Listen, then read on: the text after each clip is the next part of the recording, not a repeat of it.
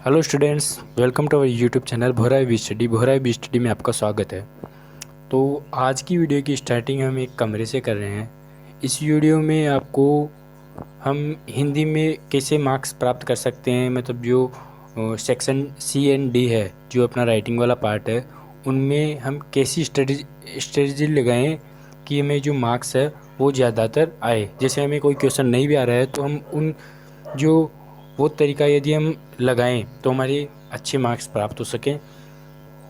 तो इस वीडियो की जो शुरुआत कर रहे हैं वो है, आज की डेट है अपनी 31 जनवरी 2026।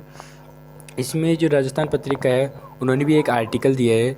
वो आर्टिकल क्या है वो मैं आपको अगली वीडियो में बता सकता हूँ या इसी वीडियो में ऐड कर दूँगा।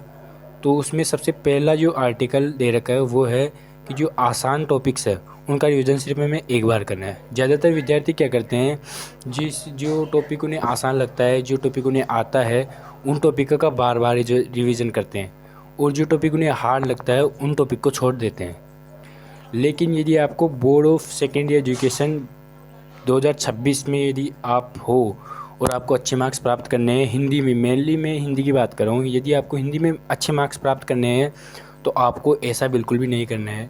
जो आसान टॉपिक है जो आपको आते हैं उन टॉपिक को आपको क्या करना है, केवल एक बार पढ़ना है और परीक्षा से 1-2 दिन पहले एक बार कंटेस्ट शॉर्ट में रिवीजन कर लेना है।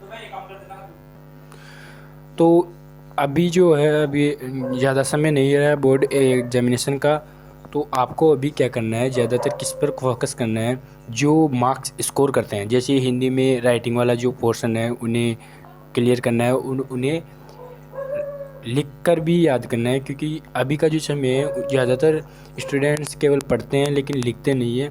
तो मेनली जो हमें करना है वो है लिख कर याद करना है। तो वही जो बोर्ड एग्ज़ाम है उसमें स्कोर बढ़ाएगा।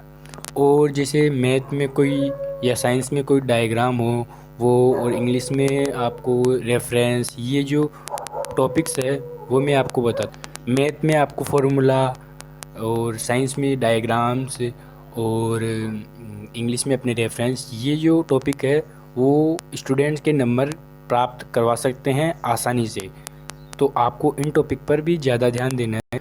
और इन दिनों आपको एक ऐसी रणनीति बनानी है, ये सोचना है, इसका मंथन करना है कि आप सारे साल में, पूरे साल में आपको किन टॉपिक्स पर ज़्यादा गलतियाँ हुई, उन टॉपिक्स को सॉल्व करने, याद करने की भी एक रणनीति बनाए, ताकि आपके जो बोर्ड एग्ज़ाम है उनमें अच्छे नंबर प्राप्त हो।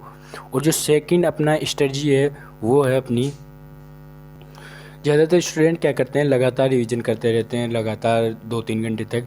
लेकिन आपको ऐसा नहीं करना है, क्योंकि जो ये टाइम है उसमें हमें ब्रेक लेना चाहिए।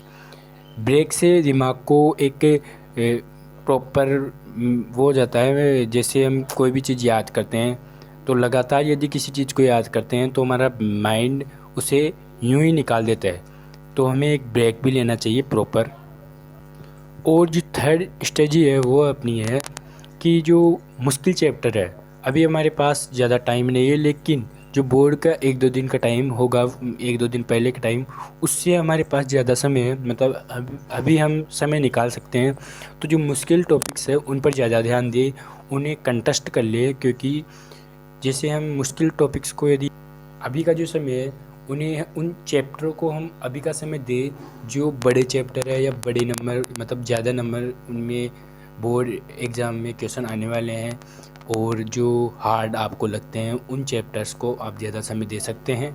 क्योंकि बोर्ड के 1-2 दिन पहले आपको वो समय नहीं मिलेगा और उन चैप्टर्स को आप समय नहीं दे पाएंगे। इसलिए अभी उन चैप्टर को आप प्रिपेयर कर ले, ताकि आपका जो मोटिवेशन है, दिमाग है, वो भी आपको ये ऐसा कहने लगे कि आपको सब याद है। और जो फोर्थ स्ट्रेटजी है, फोर्थ अपना जो है रूल, वो बहुत इम्पोर्टेंट है।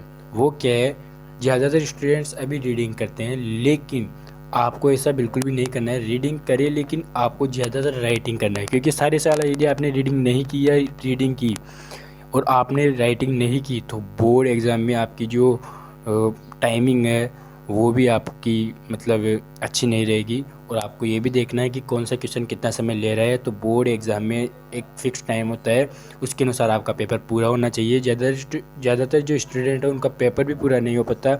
उनका जो मेन कारण है वो यही है कि वो रीडिंग ज़्यादा करते हैं और राइटिंग कम करते हैं। और जो सारे साल आपका शेड्यूल, जो पढ़ने का शेड्यूल था, वो कैसा भी हो, लेकिन अब का जो समय है उसमें शेड्यूल सिर्फ आपका ये रहना चाहिए कि जो सुबह आप उठो तो जो उन्हीं चैप्टर्स का रिवीजन करो, उन्हीं चैप्टर्स को आप पढ़ो जो आपको हार्ड लगते हैं। क्योंकि जो सुबह का समय होता है उसकी जो कोई ऐसा कहते हैं कि पढ़ी हुई चीज़ सुबह के समय की भूली नहीं जाती, ऐसा माना जाता है और कहते भी है और रियल में होता भी है। तो उन सब्जेक्ट्स को आप सुबह ज़्यादा पढ़ो, जैसे साइंस हो गया या मैथ हो गया, ये ज़्यादातर स्टूडेंट्स को हार्ड लगते हैं। तो उन चैप्टर्स को पढ़ो जो आपको हार्ड लगते हैं, तभी आपकी बोर्ड एग्जामिनेशन में मार्क्स जो है वो वर्दी कर पाएंगे। और जो दोपहर होता है, दोपहर में ज़्यादातर स्टूडेंट पढ़ नहीं पाते, लेकिन आपको पढ़ाई करनी है क्योंकि बोर्ड एग्जामिनेशन में यदि आपको अच्छे मार्क्स प्राप्त करने हैं तो दोपहर में उन सब्जेक्ट्स या उन टॉपिक्स को पढ़ो जो आप हल्के होते हैं या मतलब बोर्ड एग्जामिनेशन में कम नंबर के होते हैं, आपको अच्छे मतलब आपको याद हो, उन टॉपिक्स का एक बार रिवीजन कर लो दोपहर के समय। क्योंकि जो दोपहर का समय होता है वो गांव में ना डिस्टर्ब करता है, तो इसलिए आप उन हल्के या कम नंबर वाले टॉपिक्स को पढ़ सकते हो दोपहर के समय। और जो अपनी शाम होती है, इवनिंग होती है, उसमें जो उन चैप्टर्स को पढ़ो जिसमें ज़्यादा थ्योरी हो। थ्योरी, क्योंकि शाम को हम ज़्यादा समय निकाल पाते हैं पढ़ने का, तो थ्योरी वाली जो सब्जेक्ट है और थ्योरी वाले जो टॉपिक्स है उन टॉपिक्स को हम शाम को पढ़ सकते हैं। अब जो मेन सब्जेक्ट होता है रात में सोने के समय, तो रात में जो सोने का समय होता है उसमें आप वो पढ़ो जो आपने सारे दिन में पढ़ा हो। अब मैं जो सब्जेक्ट की बात कर रहा हूँ वो है मेन हिंदी। हिंदी में कुछ टॉपिक्स मैं आपको बता देता हूँ। जैसे अपना फर्स्ट टॉपिक है निबंध, पत्र लेखन, लघु कथा, संदेश और संदेश लेखन। ये जो टॉपिक्स है हिंदी में, ये राइटिंग वाले टॉपिक है।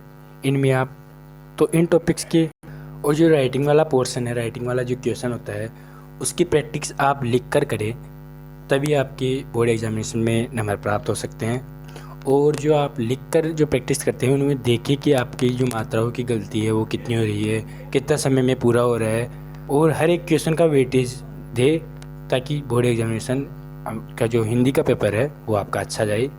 और आप ये भी ध्यान रखिए जो लास्ट चैप्टर होता है उन चैप्टर में से एक इम्पोर्टेंट मतलब जो बोर्ड एग्जामिनेशन है हिंदी में लास्ट चैप्टर से ज़रूर क्वेश्चन आता है। और आपको एक ऐसा समय मतलब जो बोर्ड एग्जामिनेशन का हिंदी का पेपर होगा वो आप इतने समय में पूरा करिए कि 15 मिनट पहले आपका पेपर हो जाए और 15 मिनट तक आप उन क्वेश्चनों को देख पाए जो आपको नहीं आते हैं। तो इसी के साथ इस वीडियो की एंडिंग करते हैं। आई होप आपको वीडियो पसंद आई होगी और ये वीडियो आपके लिए एक अच्छी वीडियो हो पाई हो और आपको किसी तरह से मदद करी, तो आप वीडियो को लाइक कर सकते हैं और चैनल को सब्सक्राइब कर सकते हैं। और हम एक बार रिवीजन कर लेते हैं कि आपको आसान जो टॉपिक है उनको बार बार नहीं पढ़ना है। मुश्किल सब्जेक्ट्स को आपको सुबह पढ़ना है, जैसे साइंस और मैथ। आपको साइंस में चैप्टर के जो डायग्राम होते हैं वो भी बोर्ड एग्जामिनेशन में साइंस में आते हैं, तो आपको उनकी भी प्रैक्टिस करनी है। मैथ को आपको सुबह पढ़ना है और जो मैंने इम्पोर्टेंट क्वेश्चन बताए हैं इस चैनल पर वो भी आपको पढ़ने हैं, ताकि जो बोर्ड एग्ज़ाम है उसमें आप अच्छे मार्क्स प्राप्त कर पाए। और मैं आपको हिंदी में भी कुछ टिप्स बताया कि आपको राइटिंग वाला जो पोर्शन है उन्हें ज़्यादा कवर करना है, उनमें जो नंबर मिलते हैं वो अच्छे ले सकते हो आप बिना कम तैयारी के। और लास्ट में हम कहते हैं कि जो यदि आपका टाइम मैनेजमेंट सही है तो सफलता है ना की जो राह है वो आसान हो जाती है। मतलब मेन है टाइम मैनेजमेंट, तो आप इस पर भी ध्यान रखें। तो मिलते हैं किसी नई वीडियो में और इंटरेस्टिंग टॉपिक के साथ। आप हमें कमेंट में बता सकते हैं कि नेक्स्ट वीडियो हम किस पर लेके आएँ। जय हिंद, जय भारत।